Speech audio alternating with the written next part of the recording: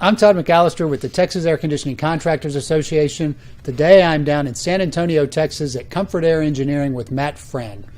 Matt is going to be our 2016 TACCA board president. Matt, thanks for taking your I know busy schedule, taking some time out and spending a little bit with us.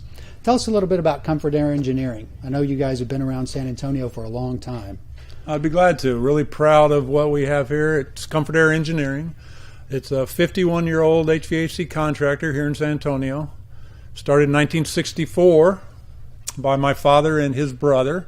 They were both engineers from the University of Texas, and they got into the business from the engineering perspective. And they retired about 10 years ago, turned the business over to myself, a brother, and two cousins. Mm-hmm. They like to joke around that it takes four of us to do what two of them used to do. But it really is a family business in all senses of the word. So what does Comfort Air Engineering focus on? What is y'all's primary focus in the industry? Well, that's a great question because it changes from time to time. But, you know, we have engineering in our name. So we like to consider ourselves an engineering firm that also does contracting. So we do a lot of design build work. We do a lot of commercial construction, industrial, and we also do a lot of service work. We do residential service, commercial service. We do residential equipment change-outs and things like that. So we try to cover all aspects of the industry. You have HVAC and plumbing here. I know your brother Patrick is involved in PHCC, the plumbing, heating, and cooling contractors. So you guys are involved in the trade associations pretty heavily. And you also have been a part of ASA. Is that correct, for a while? Yes, that is. You know, part of our core values is giving back to the associations, the trade associations. Mm-hmm. So we are very, very much participating with TACCA at the state and local level, with PHCC at the state, local, and actually national level there. Pat is on the national board presently. Right. My cousin Tom, who's here, he's the president of the American Subcontractor Association local chapter, and we're also involved with many other trade organizations as well. So, what do you feel like is the importance of that involvement with the trade associations? What does Comfort Air get out of that involvement and your relationship with those associations? You know, that's a great question, and we ask ourselves a lot. That exact question a lot of times, just internally, is like, are we getting value out of these associations? And the ones we stick with, we definitely feel like we do get that value. And I guess when you try and justify the expenses and stuff like that, that you look at the value you're getting out of it. And with TACCA in particular, we've been a participant in that for 30 some odd years. My father and uncle were big time participants. So we've continued that tradition. So what do you get out of it? Well, there's excellent training opportunities that come out of it. Throughout the state, learning just new trends in the industry, continuing education, technical training, whatever the case may be. Mm-hmm. We also, really feel like being a steward of the industry is our responsibility. The HVAC contracting business has been very beneficial to my family for 51 years. I mean, we got 3 generations involved in it, and we all just feel like we need to give back to the industry any way we can, and that's by getting into the trade associations at board levels and different things like that, just to make sure that we're advancing the ball, keeping our industry moving forward, going strong, and trying not to let us get run over by some of these changes in laws, changes in regulations, and things like that can directly affect our industry. Right. Well, speaking of you coming on board as our 2016 president, and that relationship between TACCA and Comfort Air Engineering, what do you see as some of the items that you want to try to address during this year in your presidency? Well, that's a great question. I'm glad you asked it. One of the things we're dealing with as a contractor is workforce. We have around 125 employees presently. A lot of them are aging. They're 50 years plus or something like that. We need to backfill these people. If we're going to grow as a company, grow as an industry, we need to have the people to do the work, right, whether it's office work or it's field work or wherever the case may be. And what we're finding a lot of times is that our old ways of recruiting people, whether to a trade association or to our company in particular, is changing. You hear a lot about millenniums and stuff mm-hmm. like that, the younger people coming into the workforce, and the way they think and act and operate is completely different than 51 years ago for sure, and even my age, which is not quite that old. So you were mentioning millennials and trying to get those folks into the industry and into their trade associations also. What are some of the things that Comfort Air Engineering does or sees as beneficial to get those people into the industry? Well, they think and act differently, so we got to be changing with the times. And I mean, just through our own company marketing and what I hope to bring to TACCA this year is that we gotta adjust to the audience we're getting at. Mm-hmm. Social media is so rampant that we can't go unnoticed. We got to participate in that. We got to just find different creative ways to market to our future members, to our current members for that matter, to just get them more engaged in the trade, get more engaged in the association, and letting them know that the HVAC industry is a viable career for a lot of people. Right. There's a lot of different aspects to it, whether it's estimating in the office or project management or hanging ductwork. There's just a lot to it, and we need the people and need to get them into the trades early. Sure. So workforce is something you really want to focus on during your presidency. Also, we're coming up on an election year. Do you feel like that coming up on the election year and the economy could have any type of, I guess, effect on the business or on the market here in Texas? Well, it certainly traditionally does. On a national election year, there's a lot of uncertainty. I mean, we're seeing that already this year. Just a lot of uncertainty, really, and people are just reacting differently to it. So, the good news for us in the San Antonio market is 2016 is expected to be a strong construction year. There's a lot of projects that are being kicked off. They're at the design phase or they're in the construction phase. So 2016 appears to be a pretty strong year in our local market. I hear similar things around the state, maybe slowing down a little bit in some parts due to just the oil price collapse and things like that. Right. But I think 2016 should be a good year locally. Okay. I want to kind of move away from that a little bit, and I want to ask you, what about TACCA? We went through some changes in 2015. A lot of people understand what those changes are. Some don't. What is the strength right now of TACCA? What do you see as TACCA being really good at? What do you see as some of the things that we've been able to coalesce around?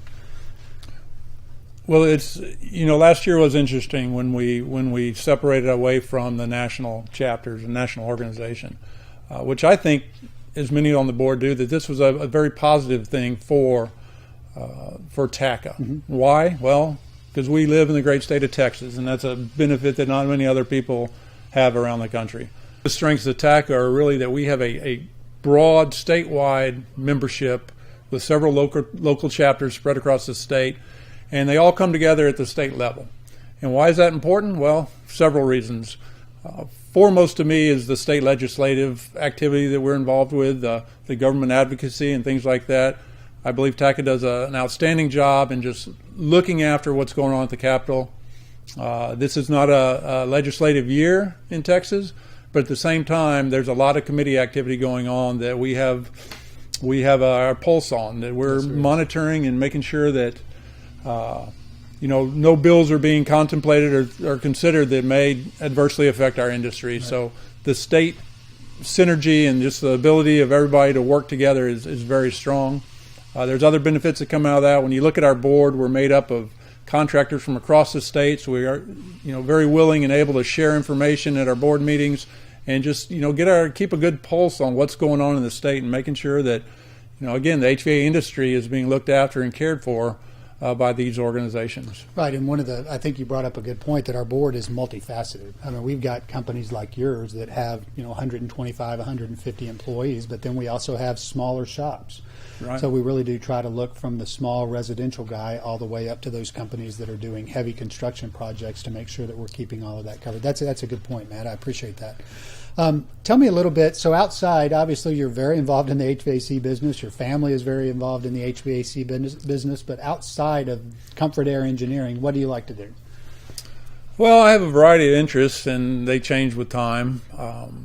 Presently, I spend a lot of time with my kids, and they're growing up. My oldest daughter, she graduated high school last year, and my wife and I were very involved with her. She swam in high school for 4 years, and we traveled the state with swim teams and things like that. So we're engaged with our children. She actually is at Texas A&M University now, which pains me a little bit to say, but she's doing great there, and we're really proud of her. You're a Longhorn. I'm a second-generation Longhorn. And then my son is still in high school, and my wife and I, again, are very engaged with him. He's in the band. It's a whole different activity level for parents to get involved, but that's what we do, and, looking forward to it. We're actually chaperoning the Johnson High School band's trip to New York City at spring break. So sounds like a good time. We're gonna get to go and hang out with a bunch of high school kids. So family is pretty important for the Friends. That's a pretty safe thing to say. It doesn't matter whether it from all across all levels. It's a pretty important item for you guys. Yeah, it is. It really is, and we take a lot of pride in that. It's a family business, and we always think about family, and all our coworkers here, we consider them family as well. And we have guys here that have worked here for 45 years. That's so it's just incredible that just the opportunities that small business provide is just it's so rewarding to be part of, and just seeing guys that come here early and stay because we try to offer them a home. Well, I want to talk about, so one of the things I know that y'all are passionate about goes back to family, and your brother Scott was on our board for many years and very active in the San Antonio chapter, and unfortunately there was a tragic accident. But from that, you guys have brought the Scott Friend Foundation. Tell me a little bit about what the foundation does and what it's based on and how it helps not only people here in San Antonio but across the state. Yeah, I'd be glad to. We're really proud of that. It was my brother Scott died in 2010 in a boating accident. Obviously, a very sad day for all of us. But out of that, we did start the Scott Friend Foundation, and it was chartered to be all about boating safety. Okay, we all like to boat and have a good time, and we do a lot of things like that. And we decided to set up the foundation and just promote boating safety. We work very closely with Texas Parks and Wildlife and funding some of their endeavors and stuff like that. One of the things we're most proud of is that we sponsored a boating water safety video that Parks and Wildlife put out about 3 years ago that is mandatory viewing for all driver's education classes now. So it's about a 15-minute video that all new students have to watch. So we do a lot of different things. We hold a couple of fundraisers every year, a fishing tournament and a golf tournament. And then the proceeds from that we donate back into first responders, like I said, Parks and Wildlife, and different organizations related to boating safety and the recovery of victims and stuff like that. So it's a incredibly worthwhile cause, and I know that we've been a part, TACCA has been a part and tried to be a part of that foundation and help out with some of the fundraising and everything. It's something that I mean it's from tragedy now comes this activity and this opportunity for other people to learn from, and that's a blessing, I think, for a lot of people. Matt, is there anything that you see out on the horizon in the HVAC industry, moving out 10 or 15 years that you could see as being something that would be an item that contractors right now need to look for or to watch out for? Well, you're looking that far out, it's a little bit of a crystal ball, but are there threats out there? And that's what I normally, try to look at and try and say, well, okay, what are the long-term threats to us? And, some of them may materialize into something, some of them may not, but, you read about what some of these big internet companies are trying to do when it comes to, taking care of the whole house or being the service provider and things like that. And they're trying to just get out there and just gobble up all our customers. And, that's a little bit of a concern. How big of a threat it is, I'm not real sure. We're definitely going to watch it and keep an eye on it and just see the trends. I'm old school when it comes to, if you want an HVAC contractor, you need to be using local guys for it and stuff like that. And so we got to change our marketing a little bit to address some of these threats.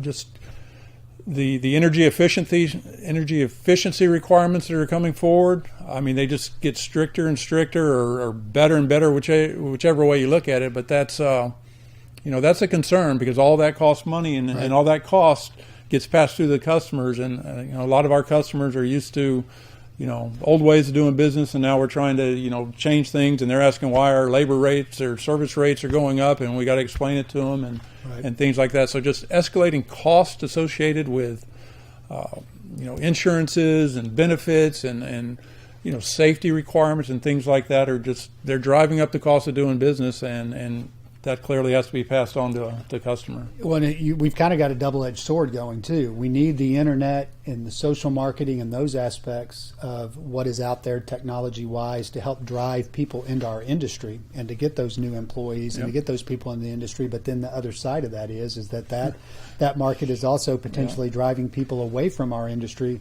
or at least away from local contractors, because they could potentially get that stuff someplace else.